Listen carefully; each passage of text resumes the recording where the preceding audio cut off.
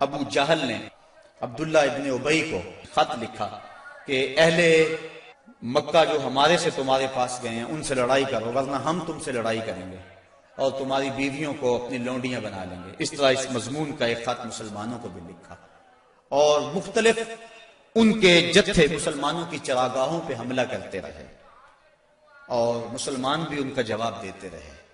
عمر حضرمی کا قتل ایک اہم ایشو بنا، اور اس کے بعد ابو سفیان کا قافلہ جو شام سے واپس آ رہا تھا، تو جب انہیں خطرہ لاحق ہوا تو اس نے زمزم غفاری ایک شخص کو سونا دے کر بھیجا کہ جاؤ جا کے تم اہل مکہ کو بتاؤ کہ تمہارا قافلہ خطرے میں ہے اور مدد کو پہنچو۔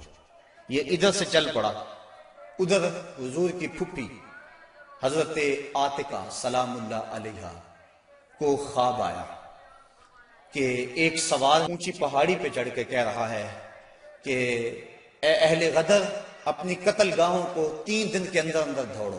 تو اس کے بعد وہ اونٹ سوار کعبۃ اللہ کی چھت پہ آ گیا اور یہ آواز وہاں بھی لگا ہے، پھر جبل ابی قبیس پہ آ گئے اور وہاں اس نے یہ آواز لگائی، لوگ اکٹھے ہو گئے اور پھر ایک بہت بڑی چٹان پتھر کے اوپر سے گری اور ٹکڑے ٹکڑے ہو گئے۔ مکے کا کوئی گھر ایسا نہیں تھا جس میں اس کے کنکر اور اس کے ٹکڑے نہ گرے۔ تو حضرت عاتقہ جب بیدار ہوئی تو انہوں نے اپنے بھائی حضرت عباس بن عبد المطلب رضی اللہ تعالی عنہ کو یہ خواب سنایا۔ انہوں نے کسی اور کو خواب سنا دیا، چلتے چلتے یہ خواب ابو جہل تک پہنچ گیا۔ حضرت عباس بن عبد المطلب سین حرم میں طواف کے لیے گئے تو ابو جہل ایک ٹولی کی شکل میں بیٹھا ہوا تھا، کہنے لگا بل فضل، بنو ہاشم میں ایک نبی کافی نہیں تھا کہ ایک نبیہ نے بھی اعلان کر دیا؟ کہتے میں نے پوچھا کیا ماجرا ہوا؟ تو اس نے یہ خواب سنایا۔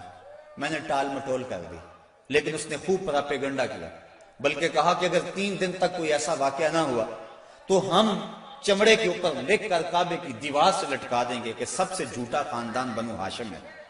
حضرت عباس رضی اللہ تعالیٰ عنہ فرماتے ہیں کہ میں جب گھر گیا تو مجھے عورتوں نے سخت کوسنے دیے کہ وہ بدبخت پہلے تمہارے مردوں پہ بات کرتا تھا، اب عورتوں پر بھی باتیں کرنے لگ گیا۔ کہتے میں غصے سے نکلا، میرا خیال تھا جب ملے گا اگر کوئی بات کرے گا تو پھر میں اس کو خوب جواب دوں گا۔ جو ہی میں سینے حرم میں داخل ہوا تو ابو جہل بھاگ رہا تھا، میں سمجھا کہ شاید میرے سے ڈر کے بھاگ گیا، لیکن ماجرا کچھ اور تھا۔ زمزم غفاری آ پہنچا تھا اور وہ ایک اونچے ٹیلے پہ کھڑا ہو گیا تھا۔ اس نے اپنے اونٹ کے کان کاٹ دیے تھے، ناک کاٹ دی اور اپنی قمیض پیچھے سے پھاڑ دی اور زور زور سے کہا اللتیمہ اللتیمہ، اے ادرک اللتیمہ، اور تمہارا قافلہ لٹ گیا، تمہارا قافلہ لٹ گیا، الغوث الغوث، مدد کو پہنچو مدد کو پہنچو۔ کہتے ہیں بھگدڑ مچ گئی، کیونکہ اس قافلے میں پورے مکے کے لوگوں نے مال لگایا ہوا تھا، لہٰذا جلدی جلدی وہ جنگ کی تیاریاں کرنے لگے اور 3 دنوں کے اندر اندر وہ مکے سے کوچ کر گئے۔ ابھی ایک منزل پہ پہنچے تھے کہ ابو سفیان کا قاصد پہنچا کہ ہم بخیریت گزر آئے ہیں، تم واپس ہو جاؤ۔ سارے صاحب لوگوں نے مشورہ دیا، لیکن ابو جہل کہتا تھا نہ، ہم نے بدر میں جانا ہے، 3 دن تک وہاں ہم نے قیام کرنا ہے، وہاں شرابیں پئیں گے، وہاں جشن منائیں گے، پورے عرب پہ ہماری دھاک بیٹھے گی۔ اسے بڑے لوگوں نے سمجھایا لیکن وہ ماننے کو تیار نہ ہوا۔ ہر منزل پہ ہر روز کوئی نہ کوئی سردار دعوت کرتا، 9 یا 10 اونٹ ذبح کرتا اور یہ قافلہ آگے بڑھ رہا ہے۔ ادھر حضور نے صحابہ کو جمع کیا، مٹھی پر جماعت، ایک چھوٹا سا گھونسلہ جو تیار کیا تھا، ایک چھوٹی سی کائنات اور دنیا جو حضور نے تیار کی تھی۔ حضور نے فرمایا صحابہ مجھے مشورہ دو، اشیروا علی ایھا الناس، لوگوں مجھے بتاؤ کیا کیا جائے۔ حضرت عمر فاروق رضی اللہ تعالی عنہ، حضرت ابو بکر صدیق رضی اللہ تعالیٰ عنہ، انہوں نے عرض کی حضور آپ جو چاہیں ہم آپ کے ساتھ ہیں۔ حضرت مقداد نے عرض کی حضور آپ برق الغماد تک بھی جانا چاہیں تو ہم آپ کا ساتھ دیں گے۔ حضور نے فرمایا مجھے مشورہ دو۔ ابو بکر و عمر نے عرض کی اے ہادی دورہ، ہمارے مال و جان اولاد سب کچھ آپ پر قربان، غلامان محمد جان دینے سے نہیں ڈرتے، یہ سر کٹ جائے یا رہ جائے کچھ پرواہ نہیں کرتے۔ اٹھے مقداد، عرض کی اے سرور عالم، نہیں ہیں قوم موسیٰ کی طرح کہہ دینے والے ہم، ہمارا فخر یہ ہے ہم غلامان محمد ہیں۔ ہمیں باطل سے کیا ڈر، زیر دامان محمد۔ حضور علیہ السلام نے پھر فرمایا شیرو علیہ ایھا الناس، لوگو مجھے مشورہ دو۔ حضرت عمر فاروق پھر اٹھے تو حضور نے پھر کہا شیرو علیہ ایھا الناس، لوگو مجھے مشورہ دو۔ تو حضرت سعد بن معاذ اٹھے، عرض کی شاید حضور کی مراد انصار سے ہے، ادب سے عرض کی انصار ہیں ہم یا رسول اللہ، غلامان شہ ابرار ہیں ہم یا رسول اللہ، اگر ارشاد ہو بحر فنا میں کود جائیں ہم، ہلاکت خیز گرداب بلا میں کود جائیں ہم، نبی کا حکم ہو تو پھاند جائیں ہم سمندر میں، جہاں کو محو کر دیں نعرہ اللہ اکبر میں۔ یہ قریش مکہ تو کیا چیز ہیں، دیووں سے لڑ جائیں، سنانے نیزہ بن کے سینہ باطل میں گڑ جائیں۔ حضور آپ کا حکم تو ہو۔ آقا کریم علیہ السلام خوش ہو گئے، فرمایا چلو۔ بدر کی طرف پیش قدمی ہوئی، 313 افراد پر مشتمل یہ قافلہ جب مدینے سے نکلا تو عجیب حالت تھی، مختصر سامان تھا، 2 گھوڑے، 6 زرہیں، 8 شمشیریں، پلٹنے آئے تھے یہ لوگ دنیا بھر کی تقدیریں۔ مسلمان جب نکلے نا تو ان کے پاس تلواریں بھی 8 تھیں، اور وہ بھی مورخین لکھتے ہیں سلامت نہیں تھی، کسی کا دستہ ٹوٹا ہوا تھا، کسی کی نوک نہیں تھی، کوئی زہر میں بجھنے والی تھی، اور 2 گھوڑے تھے، 70 اونٹ تھے، اور 6 زریں تھی۔ جن کے پاس تلواریں نہیں تھی انہوں نے کھجوروں کے ڈنڈے توڑ لیے۔ اللہ اکبر، کیسا منظر تھا، کیسا ماحول تھا۔ یہ لشکر ساری دنیا سے انوکھا تھا، نرالا تھا، کہ اس لشکر کا افسر کالی کملی والا تھا، عجیب رنگ تھا اس لشکر کا، چشم فلک نے کبھی ایسا منظر نہیں دیکھا ہوگا۔ فاقہ مست لوگ جن کے بدن پہ پورے کپڑے بھی نہیں ہیں، اور دنیا کی اس وقت کی بڑی طاقت سے ٹکر لینے کے لیے پورے جذبوں کی فراوانی سے جب مدینے سے باہر نکلے تو یہودی اپنی دکانوں پہ بیٹھے ہوئے تھے۔ انہیں دیکھ کر کہنے لگے مسلمانوں تمہارے پاس نہ کوئی اسلحہ، نہ کوئی نیزے، نہ کوئی بھالے، نہ کوئی خنجر، نہ تیغ و تبر، تم کس راستے پہ جا رہے ہو؟ آلات حرب و ضرب تو تمہارے پاس ہے نہیں۔ تو مسلمانوں نے حضور کی طرف اشارہ کر کے کہا نہ تیغ و تیر پر تکیہ، نہ خنجر پر، نہ بھالے پر، بھروسہ ہے تو اس سادی سی کالی کملی والے پر۔ ہمارا تو آسرا حضور کی ذات ہے، ہم تو حضور کے سہارے جا رہے ہیں، بنا کر اپنے سینوں کی سپر آیات قرآن کو، بظاہر چند تن کے روکنے نکلے تھے طوفان کو۔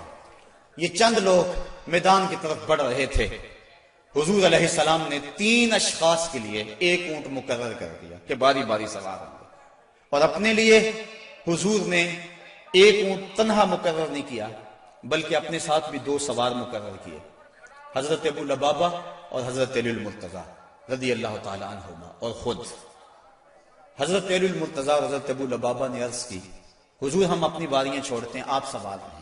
فرمایا نہ تو تم میرے سے طاقتور ہو کہ تم چل سکتے ہو پیدل، میں نہیں چلتا، اور نہ مجھے ثواب سے بے نیازی ہے کہ ثواب تمہیں چاہیے مجھے نہیں چاہیے۔ فرمایا اپنی باری پہ تم سوار ہوگے، اپنی باری پہ میں سوار ہوں گا۔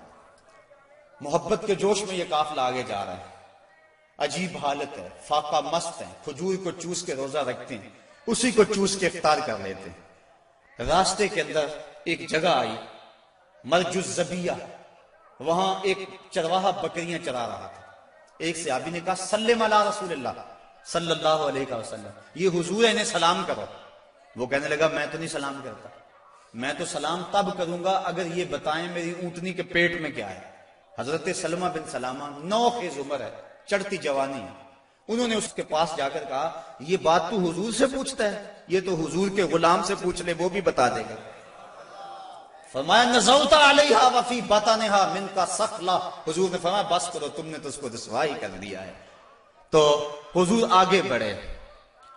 اب جب حضور وہاں پہنچے تو کافروں نے پہلے ہی اونچی جگہ پہ پتھریلے علاقے میں پڑاؤ ڈال لیا ہوا تھا، وہاں انہوں نے اپنے خیمے گاڑ لیے تھے، اور جس سمت حضور تھے یہ علاقہ نشیبی تھا اور ریت تھی، چلتے ہوئے پاؤں دھنستے تھے اور چلنا مشکل ہو رہا تھا، سخت گرمی، 17 رمضان۔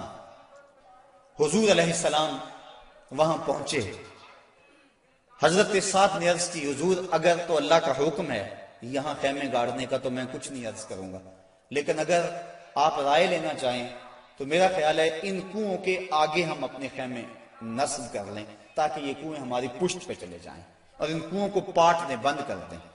تھوڑا تھوڑا پانی تھا کنووں میں اور وہ بھی بہت نیچے۔ اب جب حضور وہاں پہنچے، یہاں مورخ اسلام حفیظ جلندری نے وادی بدر کی فریاد کو بیان کیا ہے۔ وادی بدر نے جب اپنے دامن میں اترتے ہوئے ان مقدس مہمانوں کو دیکھا تو وادی بدر نے اللہ سے فریاد کی۔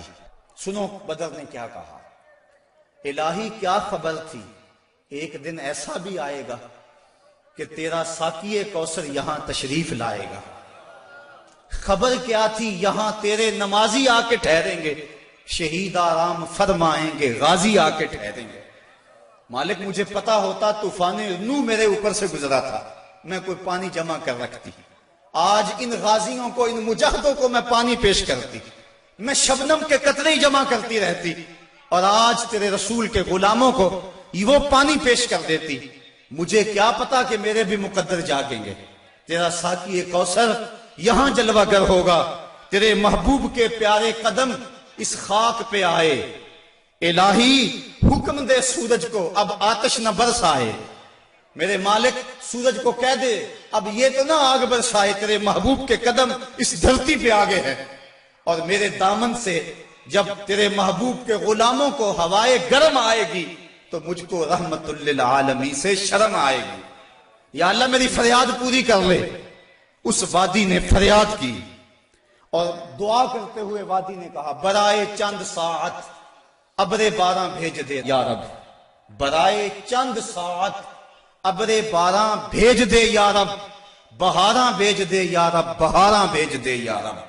وادی نے یہ دعا کی، دعا صحرا نے مانگی، دام نے امید پھیلا کر، یکا یک ابر باراں آسماں پر چھا گیا آ کر، مدینے کی بلندی سے جو رحمت کی گھٹا اٹھی تو استقبال کو فردوس کی ٹھنڈی ہوا اٹھی۔ عجیب منظر بن گیا، اچانک بارش برسنا شروع ہو گئی اور یہ نشیبی علاقے کے اندر جو ریت تھی وہ جم گئی اور حوض پانی سے بھر گیا، اوپر کیچڑ ہو گیا، وہ چلتے ہیں تو ان کے پاؤں پھسلتے ہیں اور یہاں پاؤں جمنے لگے۔ یہ اللہ کی پہلی مدد تھی جو بدر میں مسلمانوں کو پہنچی۔ رات ہوئی، کفار نے عیش و نشاط کی بزم سجائی، لونڈیاں ساتھ آئی تھیں اور گانے والی عورتیں ساتھ تھی جو گا گا کے ان کو دادے عیش دیتی تھی، شرابوں کے جام لنڈائے جانے لگے۔ ادھر فاقہ مستوں کی یہ مٹھی بھر جماعت، حضور کے لیے مسجد عریش بنائی گئی، ایک چھپر تیار کیا گیا۔ حضرت ابوبکر صدیق رضی اللہ تعالیٰ عنہ حضور کے پیرے کے لیے کھڑے ہو گئے۔ فرماتے ہیں ساری رات حضور نے سجدوں میں، قیام میں اور رکوع میں گزار دی۔ ساری رات اللہ کی بارگاہ میں روتے رہے اور اللہ کی بارگاہ میں عرض کرتے رہے، اللہم ھذا قریش اقبلت بخیلائھا وفخرھا تحادک وتکذب رسولک اللہم فنصرک الذی وعدتنی۔ اے اللہ یہ قریش بڑے فخر سے آئے ہیں، تجھے بھی جھٹلاتے ہیں، تیرے رسول کی بھی تکذیب کرتے ہیں، میرے مالک جو میرے سے وعدہ کیا ہے وہ وعدہ پورا کرتے۔ حضرت ابوبکر صدیق رضی اللہ تعالیٰ عنہ فرماتے ہیں حضور کی چادر انور سر سے سرک کے کندھوں پہ آ جاتی اور کندھوں سے سرک کے حضور کی کمر پہ آ جاتی، اور میں حضور کی چادر دوبارہ سر پہ دیتا اور عرض کرتا بس کرو یا رسول اللہ، بس کرو، اللہ کی مدد آ جائے گی، بس کرو۔ لیکن حضور بار بار کہتے یا حیو یا قیوم، یا حیو یا قیوم۔ ساری رات حضور نے دعاؤں میں گزار دی۔ جب سحری کا وقت ہوا، نماز ہوئی، حضور نے لوگوں کو کہا لوگوں صفیں سیدھی کر لو۔ حضور نے ہاتھ میں چھڑی یا کوئی تیر پکڑا ہوا ہے اور لوگوں کو کہا کہ صفیں سیدھی کرو۔ حضرت سواد رضی اللہ تعالی عنہ ایک صحابی تھے، وہ سب سے تھوڑا سا آگے بڑھ گئے، حضور نے وہ چھڑی سے ان کے پیٹ میں ٹھوکر دی کہ استوے یا سواد، سواد سیدھے ہو جاؤ۔ تو حضرت سواد سیدھے ہو گئے، ساتھ ہی عرض کرنے لگے حضور مجھے اس کی بڑی تکلیف ہوئی ہے، درد ہوا ہے، میں آپ سے بدلہ چاہتا ہوں، قصاص مانگتا ہوں۔ سارے صحابہ ان کے کان کھڑے ہو گئے، اس حالت میں یہ کیا کہہ رہا ہے؟ حضور نے فرمایا اچھا بدلہ لے لے۔ عرض کی حضور جب آپ نے مجھے چھڑی ماری تھی تو میرا پیٹ برہنہ تھا، حضور نے زرا کے بند کھول دیے اور پیٹ ننگا کر دیا. حضرت سواد نے جب حضور کے چمکتے ہوئے بطن کو دیکھا فقبل بطنہ، تو چمٹ گئے اور حضور کے پیٹ کو چومنے لگے. حضور نے فرمایا سواد تجھے اس چیز پہ کس نے ابھارا؟ عرض کی حضور منظر آپ کے سامنے ہے، میں اس لیے یہ کام کیا ہے کہ آخری وقت میرا بطن آپ کے بطن سے چھو جائے. اللہ کے محبوب علیہ السلام نے صفوں کو سیدھا فرمایا اور پھر جا کے حضور نے سجدے میں سر رکھ دیا اور پھر حضور نے ایک ایسی دعا مانگی، آج تک ایسی دعا کسی نے نہیں مانگی ہوگی. بڑی ناز والی دعا، بڑی انداز والی دعا. ایسی دعا آج تک نہ کسی نے مانگی اور نہ کوئی مانگ سکتا ہے. حضور نے پیشانی سجدے میں رکھ دی، آنکھوں میں آنسو ہیں. یہ فاقہ مست لوگ کتاروں میں کھڑے ہیں، ادھر کفار شرابوں کے نشوں میں دھت للکار رہے ہیں، حل میں مبارزن، آؤ ہمارے مقابلے میں. حضور علیہ السلام صحابہ کو صفوں میں کھڑا کر کے آپ پیشانی کو مسجد عریش کی ریت پہ رکھ دیا اور آنکھوں میں آنسو ہیں. اور حضور نے جو دعا کی لفظ سنی، کہا یا رب ان تہلک ہذہ العصابہ لن تعبد فی الارض ابدا. میرے مالک میں نہیں کہتا ان کو بچا لے، لیکن دیکھ اس دھرتی پہ تیرا نام لینے والے یہی 313 ہیں. میرے مالک اگر یہ نہ رہے تو قیامت تک تجھے بھی رب کوئی نہیں کہے گا. بس یہی 313 ہیں، یہی تیرے نام لیوا ہیں. اگر اغیار نے ان کو جہاں سے محو کر ڈالا قیامت تک نہیں پھر کوئی تجھ کو پوجنے والا. الہی عہد لیلۃ المعراج پورا کر، محمد سے جو وعدہ ہو چکا ہے آج پورا کر. اللہم ان تہلک ہذہ العصابہ لن تعبد فی الارض ابدا. اے اللہ اگر یہ نہ رہے تو قیامت تک تجھے بھی رب کوئی نہیں کہے گا. یہ لفظ حضور کی زبان پہ تھے اور چادر سرک کے کندھوں پہ آ گئی، کندھوں سے سرک کے کمر پہ آ گئی. حضرت ابوبکر صدیق کہتے ہیں بس کرو یا رسول اللہ، حسبک یا رسول اللہ، حسبک اللہ یا رسول اللہ. حضور اللہ کافی ہے آپ کو.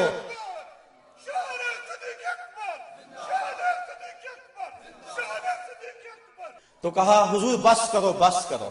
اللہ کی مدد آ گئی، لیکن حضور کی آنکھوں میں مسلسل آنسو ہیں اور کہتے ہیں مالک یہی مٹھی بھر میری زندگی کی کمائی ہے، یہی 313 ہے تیرے نام لیوا روئے زمین پہ. اگر یہ نہ رہے تو قیامت تک تجھے بھی کوئی رب نہیں کہے گا. پھر کیا ہوا؟ اچانک حضور نے سر اٹھایا. حضرت ابوبکر صدیق فرماتے ہیں میں دیکھ رہا تھا. حضور نے فرمایا ابشر یا ابا بکر اتاک نصر اللہ ھذا جبریل آخذ بعنان فرسہ. ابو بکر بشارت ہو، مبارک ہو، وہ دیکھو اللہ کی مدد آ گئی ہے. وہ دیکھو جبریل گھوڑے پہ سوار ہیں اور گھوڑے کی لگام کو تھامے ہوئے ہیں اور گھوڑے کے پاؤں کے اوپر گرد جمی ہوئی ہے. وہ دیکھو اللہ کی مدد آ گئی. اللہ اکبر. حضور علیہ السلام یا حیو یا قیوم کا وظیفہ پڑھ رہے ہیں.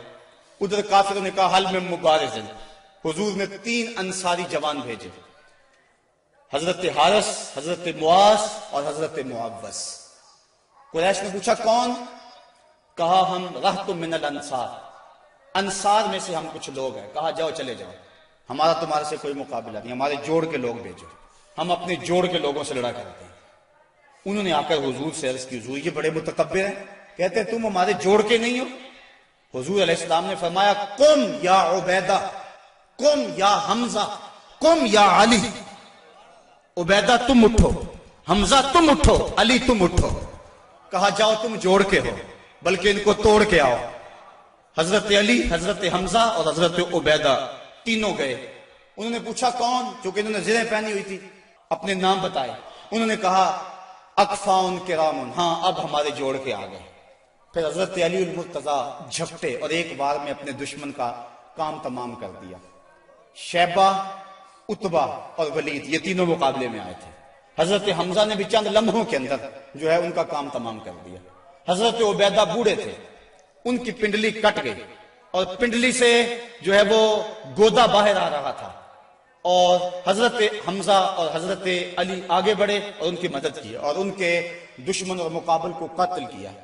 حضرت عبیدہ کی آنکھیں کچھ ڈھونڈ رہی ہیں. پھر اچانک حضور نظر آئے تو وہاں گھسیٹ کے آپ کو حضور کی طرف کرنے لگے. آقا کریم نے دیکھا تو جلدی جلدی آئے. حضرت عبیدہ نے اپنا سر حضور کے قدموں پہ رکھ دیا اور کیا کہا حضور کیا میں شہید نہیں ہوں؟ تو حضور نے فرمایا اشہدو انکا شہید، میں گواہی دیتا ہوں تم پکے شہید ہو۔ پھر حضور کے قدموں پہ سر رکھا ہوا تھا کہ حضرت عبیدہ کی روح پرواز کر گئی، گر وقت اجل سر تیری چوکھٹ پہ دھرا ہو، جتنی ہو قضا ایک ہی سجدے میں ادا ہو، مزا سردار مرندہ انج آؤندہ، میت یار دے بوئے تے پئی ہو دے۔ حضرت حارثہ رضی اللہ تعالیٰ عنہ ایک صحابی ہیں، ان کو تیر لگا، وہ شہید ہو گئے۔ ذرا منظر دیکھیے بدر کا۔ ان کی ماں کو پتا چلا میرا بیٹا شہید ہو گیا، وہ حضور کی خدمت میں حاضر ہو گئے اور عرض کرنے لگی حضور مجھے بتائیں کہ میرا بیٹا جنت میں گیا یا نہیں گیا، اگر وہ جنتی ہے تو پھر میں صبر کروں گی، نہیں تو میں بین کروں گی، واہ ویلا کروں گی۔ حضور علیہ السلام نے جو جواب دیا سنیے کیا خوبصورت جواب تھا۔ حضور نے فرمایا آوا حبلت یا امہ حارثہ، حارثہ کی امی تجھے کیا ہو گیا ہے؟ جنت ایک نہیں ہے، جنت اللہ نے کئی بنائی ہیں، اور انا ابنا کا اصحاب الفردوس الاعلی، اور تیرا بیٹا حارثہ جنت کے سب سے اونچے درجے فردوس میں ہے۔ تو جب اس نے یہ بات سنی نا تو وہ خوشی سے جھومنے لگی، اس نے کہا بخ بخ لکا یا حارثہ، حارثہ واہ واہ مبارک ہو تجھے، تو جنت کا راہی بن گیا ہے۔ اللہ اکبر۔ اب حضور علیہ السلام اسی چھپر میں بیٹھے ہیں۔ حضرت علی المرتضیٰ فرماتے ہیں میں جنگ کرتا اور کئی کافروں کو جہنم رسید کرتا، پھر مجھے شوق ہوتا میں حضور کے پاس جاتا اور میں دیکھتا حضور سجدے میں سر رکھا ہوا ہے اور کہتے ہیں یا حیو یا قیوم، یا حیو یا قیوم، یہ لفظ حضور کی زبان پہ۔ میں 3 مرتبہ گیا اور تینوں مرتبہ جو ہے وہ حضور کی زبان پہ یہی لفظ تھے اور سر سجدے میں تھا۔ اس کے بعد پھر گمسان کا رن پڑا اور کافروں نے یک بارگی حملہ کر دیا۔ حضرت علی المرتضیٰ سے روایت ہے، فرماتے ہیں جب سب نے یک بارگی حملہ کیا نا تو ہم نے کیا دیکھا کہ حضور بھی اٹھ کے آ گئے۔ اللہ اکبر۔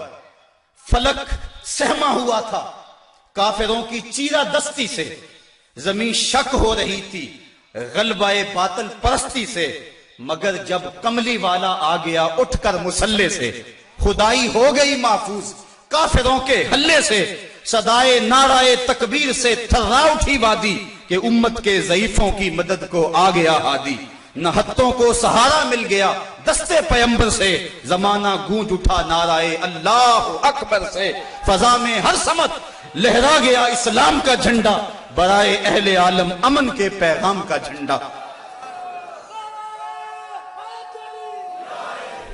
حضور مسلح سے اٹھ کر میدان میں آ گئے۔ فرماتے ہیں کہ میں نے دیکھا کہ کافروں پر سب سے بڑھ کر جو آگے حملہ کرتا تھا وہ اللہ کے رسول صلی اللہ علیہ وسلم۔ حضور بڑھ بڑھ کے حملہ کرتے تھے اور فرمایا قوموا الی الجنہ عرضها السماوات والارض، نکلو اس جنت کی طرف جس کی چوڑائی زمین و آسمان کے برابر ہے۔ حضور یہ پڑھتے جا رہے تھے قوموا الی الجنہ، بڑھو بڑھو جنت کی طرف۔ ایک صحابی تھے اللہ اکبر، وہ کہنے لگے بخن بخن یا رسول اللہ عرضها السماوات والارض، واہ واہ حضور کیا جنت کی چڑھائی زمین و آسمان کے برابر ہے؟ حضور فرمایا ہاں عرضها السماوات والارض۔ تو وہ کھجوریں کھا رہے تھے، انہوں نے کھجوریں پھینک دی، کہا پھر میرے اور جنت کے راستے میں یہ کھجوریں رکاوٹ بنی ہوئی ہیں، اور میدان میں کود گئے اور داد شجاعت دیتے ہوئے جام شہادت نوش کر لیا۔ پھر ابو جہل نے سوچا کہ یہ تو پانسا پلٹ گیا، تو اس نے کہا آواز دو لنا عزا ولا عزا لکم، ہمارے پاس عزا ہے تمہارے پاس عزا کوئی نہیں۔ تو حضور نے فرمایا تم بھی اونچی جگہ پہ چڑھ جاؤ، اپنے غلاموں کو فرمایا، اور جب وہ کہتے ہیں لنا عزا ولا عزا لکم، اور تم جواب کے اندر کہو اللہ مولانا ولا مولا لکم، اللہ ہمارا مولا ہے تمہارا مولا ہی کوئی نہیں ہے۔ فرمایا یہ آواز دو، اب یہ آواز دی جا رہی، کیسا منظر ہے بدر کا، اللہ اکبر، حق اور باطل ٹکرا رہے ہیں۔ اللہ نے بھی اس دن کو یوم فرقان کہہ کے پکارا، حق اور باطل ٹکرا رہے ہیں۔ حضرت عبد الرحمن بن عوف رضی اللہ تعالیٰ عنہ فرماتے ہیں، عشرہ مبشرہ میں سے فرماتے ہیں میں کھڑا تھا کہ 2 لڑکے آ گئے، 9 عمر، کہنے لگے چچا ابو جہل کو جانتے ہیں؟ میں نے کہا بیٹا تم نے کیا کرنا ہے؟ کہنے لگے ہم نے قسم کھائی ہے یا مر جائیں گے یا ماریں گے، کیونکہ سنا ہے وہ حضور کو گالیاں دیتا ہے۔ میں نے کہا اس کے گرد تو بہت بڑا دستہ ہے ایک فوج کا۔ وہ کہنے لگے یہ دستہ اسرائیل کا راستہ نہیں روک سکتا۔ کہتے میں نے اشارہ کیا وہ ابو جہل ہے۔ کہتے ابھی میری انگلی اٹھی تھی، میں نے دیکھا شہبازوں کی طرح جھپٹ کے وہ ابو جہل کے اوپر ٹوٹ پڑے۔ لڑتے لڑتے ایک کا بازو کٹ گیا، لیکن اس کا چمڑا جو تھا وہ اڑا رہا، جس کی وجہ سے لڑتے لڑتے رکاوٹ ہوتی تھی۔ اس نے اپنے ہاتھ کو پاؤں تلے رکھ کے توڑ کے پھینک دیا۔ جو جہاد کے راستے کے اندر رکاوٹ بنتا ہے وہ اپنا بازو بھی ہو تو اس کو ہٹا دیں گے راستے سے۔ ابو جہل کی ٹانگیں کاٹی اور پھر دوڑے دوڑے حضور کے پاس آئے، ننھی ننھی تلواریں، چھوٹے چھوٹے بچے، معاذ اور محوذ افرا کے بیٹے، یہ دونوں حضور کے پاس آئے اور کہنے لگے حضور، ایک نے کہا حضور ہم نے ابو جہل کو قتل کیا ہے، دوسرا کہنے لگا نہیں نہیں حضور میں نے قتل کیا ہے۔ یہ آپس کے اندر میٹھی لڑائی لڑنے لگے۔ حضور فرمانے لگے تم نے تلواروں کو دھویا تو نہیں ابھی؟ کہا نہیں حضور۔ فرمایا لاؤ اپنی تلواریں۔ تو جب تلواریں لائی گئی تو دونوں کو خون لگا ہوا تھا۔ حضور نے فرمایا کلاکما قتلہ، تم دونوں نے مل کر اسے قتل کیا۔ تو یہ غزوہ جاری تھا اور کافر کٹ کٹ کے گر رہے تھے اور اللہ تعالیٰ نے اسلام کو فتح دی۔ 70 کافر مارے گئے، 70 کافر موقع پہ قتل ہو گئے، 70 افراد کو گرفتار کر لیا گیا، باقی دم دبا کے بھاگ گئے۔ اور سخت سراسیمگی کا عالم، نعرے تکبیر کے لگ رہے ہیں، صحابہ حضور کو دیکھتے ہیں اور میدان جنگ کے اندر کود پڑتے ہیں۔ آواز آتی ہے اقدم ہیزوم، ہیزوم آگے بڑھو۔ صحابہ نے عرض کی حضور یہ ہیزوم کون ہے؟ اور آواز دینے والا بھی نظر نہیں آتا۔ فرمایا یہ جبریل کی آواز ہے، اور ہیزوم جبریل کے گھوڑے کا نام ہے۔ وہ اپنے گھوڑے کو کہتا تو بھی آگے ہو جا۔ شانہ بشانہ مسلمانوں کے جبریل بھی لڑ رہا تھا، وہ بھی جہاد میں تھا۔ اللہ اکبر۔ اللہ نے اسلام کی فتح کی، اسلام کو کامیابی دی۔ اللہ کے محبوب علیہ السلام نے اللہ کا شکر ادا کیا اور لڑتے لڑتے کئی مناظر آئے۔ حضرت عکاشہ کی تلوار ٹوٹ گئی تو وہ حضور کی خدمت میں حضور، حضور تلوار ٹوٹ گئی ہے، تو حضور کے ہاتھ میں ایک ڈنڈا تھا، وہی اس کو دے دیا۔ فرمایا قاتل بہذا یا عکاشہ، عکاشہ اس کے ساتھ لڑو۔ کہتے ہیں جب یوں لہرایا تو وہ لوہے کی تلوار بن گئی اور ساری زندگی حضرت عکاشہ کے ساتھ وہ تلوار رہی۔ حضرت قتادہ کہتے ہیں کہ میرے یہاں تیر لگا آنکھ کے قریب اور آنکھ کا ڈیلا باہر آ گیا۔ میں حضور کی خدمت میں حاضر ہوا، حضور نے اپنا لعاب لگایا اور جہاں وہ ڈیلا تھا وہیں رکھ دیا۔ وَقَانَ لَا يَدْرِي أَيُّ عَيْنَيْهِ أُصِيبَتْ، حضرت قتادہ کو پتہ نہیں چلتا تھا کہ آنکھ خراب کون سی ہوئی تھی، یعنی دونوں کی روشنی ایک جیسی تھی اور کوئی نشان بھی باقی نہیں رہا تھا۔ یہ حضور کے لعاب کی برکتیں تھیں۔ اللہ نے اسلام کو فتح دے دی۔ حضور علیہ السلام 3 دن وہاں قیام فرمایا۔ قیام فرمانے کے بعد حضور وہاں چلے، راستے میں ایک جگہ پہ حضور نے پڑاؤ کیا تو جبریل آ گئے اور جبریل نے کہا رضیتا یا رسول اللہ، حضور آپ راضی ہوئے ہیں کہ نہیں ہوئے ہیں؟ حضور نے فرمایا میں راضی ہو گیا ہوں۔ کہا مجھے اللہ نے کہا ہے کہ میرے محبوب سے پوچھ کر آنا ہے، اگر اجازت دے تو آنا ہے، تو میں اجازت چاہتا ہوں۔ حضور فرمایا چلے جاؤ۔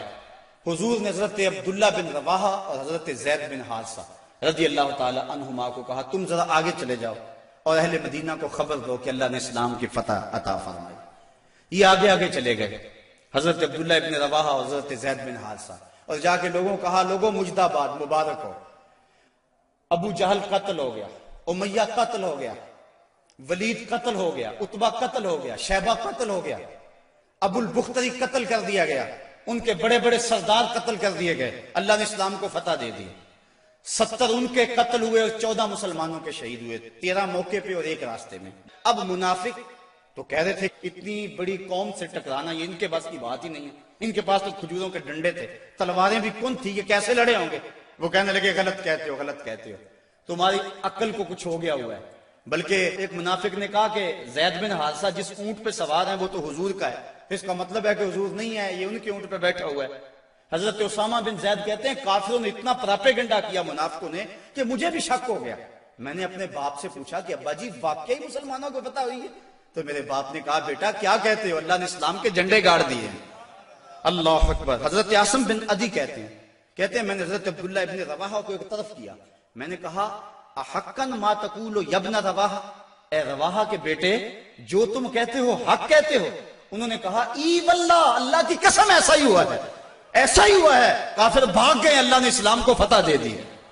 کہتے ہیں کہ جب انہوں نے یہ گواہیاں دی تو جو بچے تھے نا مدینے میں وہ باہر گلیوں میں نکل آئے اور اونچی اونچی آواز کیا لگاتے تھے، وہ کہتے تھے قتل ابو جہل الفاسق، وہ فاسق ابو جہل قتل کر دیا گیا، قتل کر دیا گیا۔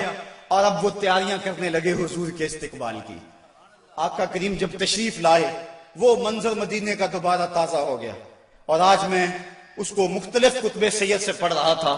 کیسا وہ خوبصورت منظر کہ جب حضور تشریف لائے، حضور کے چہرے پہ طمانیت کا نور تھا، چہرہ چمک رہا تھا. اور جب حضور نے قدم مدینے میں رکھے تو بنو نجار کی وہی بچیاں دف لے کر آ گئی اور انہوں نے چھتوں کے اوپر چڑھ کر وہی گیت جب حضور آئے تھے تو گایا تھا. آج پھر ان کی زبان پہ ہے طلع البدر علینا من ثنیۃ الوداع وجب الشکر علینا ما دعا للہ دائی، کہ وہ دیکھو چاند طلوع ہو گیا وداع کی پہاڑیوں سے، وہ دیکھو چاند چڑھ گیا ہے. اور حضور یوں تشریف لائے مدینہ کے اندر. اللہ نے اسلام کی عظمت کے جھنڈے گاڑ دیے اور اس دن کو میرے رب نے بھی یوم فرقان کہہ کے پکارا. 22 رمضان کو حضور نے مراجعت فرمائی اور جمعے کا دن تھا جب حضور مدینہ شریف پہنچے. اللہ تعالیٰ نے اسلام کو فتح دے دی. مٹھی بھر جماعت، 313 افراد، اور ان کے بدن کے اوپر چیتڑے تھے. بلکہ عمیر بن وہب، یہ ابو جہل کا جاسوس تھا، اس نے کہا جا مسلمانوں کی تعداد دے کر آ کتنی ہے. عمیر بن وہب جب واپس پلٹا تو اس نے طلاع دی کہ میں نے خوب وادیاں ٹیلے دیکھے ہیں، کمک بھی پیچھے موجود نہیں، وہ صرف 3 اونٹ کھا سکیں گے، یعنی صرف ان کی اتنی تعداد ہے. ابو جہل کہنے لگا پھر تو 300 کے آگے پیچھے. کہا ہاں. کہا ان کے پاس اسلحے بھی بڑے تھوڑے، بدن پہ جو کپڑے ہیں ان کو پیبند لگے ہوئے، پیٹ بھی ان کے کمر سے جڑے ہوئے. ابو جہل نے صنادید قریش کو اپنے خیمے میں بلا لیا. کہا سنتے ہو عمیر کی رپورٹ، کل لڑائی کی نوبت نہیں آئے گی، رسیاں اکٹھی کرو اور انہیں جکڑ جکڑ کے اونٹوں کی پشتوں سے باندھنا اور پھر جا کے حرم کی دیواروں سے باندھنا، لوگوں کو تماشا دکھانا کہ یہ نئے دین کے دعوے دار تھے. جب صنادید قریش کو بلا کر یہ رعونت بری بات ابو جہل نے کہی تو عمیر جو مسلمانوں کو دے کر آیا تھا اس نے جو جملہ کہا وہ سنیے. اس نے کہا وَلَٰكِنْ رَأَيْتُ يَا مَعْشَرَ قُرَيْشٍ الْبَلَايَا تَحْمِلُ الْمَنَايَا، اے قریش کے سردارو تکبر میں نہ آؤ، میں نے اپنی ان آنکھوں سے دیکھا ہے کہ یثرب کی اونٹنیاں اپنی پشتوں پہ نری موتیں اٹھا کے لے آئیں، اور تم کہتے ہو رسیاں اکٹھی کرو. میرا مشورہ مانگتے ہو تو رات کی تاریکی میں بھاگ سکتے ہو تو بھاگ جاؤ. اس قوم سے لڑنا تمہارے بس کا روگ نہیں ہے جو مرنے کے لیے آئی ہے، اور میں نے زخمی سانپوں کی طرح انہیں پیچ و تاب کھاتے ہوئے دیکھا ہے. واللہ کل ان میں سے کوئی مرے گا نہیں جب تک تم میں سے ایک ایک کو لڑ نہیں جاتا، اور اگر اتنے لوگ تمہارے مر جائیں تو پھر افسوس ہے تمہارے جینے پر. تم کہتے ہو رسیاں اکٹھی کرو، میرا مشورہ مانو تو رات کی تاریکی میں بھاگ جاؤ. اس قوم سے لڑنا تمہارے بس کا روگ نہیں. پھر اگلے دن میرے رب نے بھی اس دن کو یوم فرقان کہہ کے پکارا. ہم جب 313 تھے تو جبر کے خلاف یوں کھڑے ہوئے اور ظلم کا سر بھی توڑا اور فخر بھی توڑا. آج دنیا کے اوپر 1 ارب 40 کروڑ انسان درماندہ، خستہ اور بدحال ہیں. آج حال یہ ہے کابل سے کندھار تک، قلعہ جنگی سے دشت لیلہ تک، تورا بورا سے تکریت تک، موصل سے بغداد تک، جاوا کے ساحل سے رباط کے کوچہ و بازار تک، نیل سے کاشغر تک، القدس سے کشمیر تک، دریائے آمو کی لہروں سے ڈل جھیل کے کناروں تک، ہر سمت کفر دندنا رہا ہے اور ہم دفاعی پوزیشن میں بھی نہیں رہے. پچھلے دن 4 میزائلوں سے ہمارے وطن کی آبرو پہ حملہ ہوا، اور کتنی بدقسمتی ہے ہمارے ملک کے وزیر اعظم نے کہا کہ ہم امریکہ سے مقابلہ نہیں کر سکتے. میں نے کہا یہ بات صدر کہتا تو شاید مجھے دکھ نہ ہوتا، تو حضرت امام حسین کی اولاد سے تعلق رکھتا ہے، تیرے پاس تو 72 بھی فرد ہوتے وہ بھی میدان میں لے کر آ جاتا. یہ کیسے حالات آگے اور کیسے دن آگے. صاحبو اس بات میں تو واقعی معقولیت ہے کہ جب تم کمزور ہو تو طاقتور سے ٹکر نہ لو، لیکن اگر تم کمزور بھی ہو لیکن درندہ تمہارے گھر میں گھس آئے اور تمہارے بچوں کی ہڈیاں توڑنے لگے اور تمہارے گھر کے افراد کا خون پینے لگے اور پھر بھی تم کہو کہ ہم مقابلہ نہیں کر سکتے ہیں، تو یہ کیسی بے ڈھنگی بات ہے. اب بھی بلا کو جینے کا جواز باقی رہ گیا ہے. زندگی اتنی بھی غنیمت نہیں کہ اس کے لیے عہد کم ظرف کی ہر بات گوارا کر لی جائے. صاحبو زندگی کے یہ حسی لمحے اہل بدر کی زندگیوں سے روشنی لے کر منور کیے جا سکتے ہیں. آج پوری دنیا کے اوپر 1 ارب 40 کروڑ انسان کبھی خانمہ برباد نہ ہوتے اگر انہیں بدر والوں کا جذبہ نصیب ہو گیا ہوتا. ہمارے پاس آلات حرب و ضرب نہ بھی ہوں لیکن مسلمان جب ظلم کے مقابلے میں کھڑے ہوتے ہیں تو بڑی بڑی قوتیں دم توڑ جاتی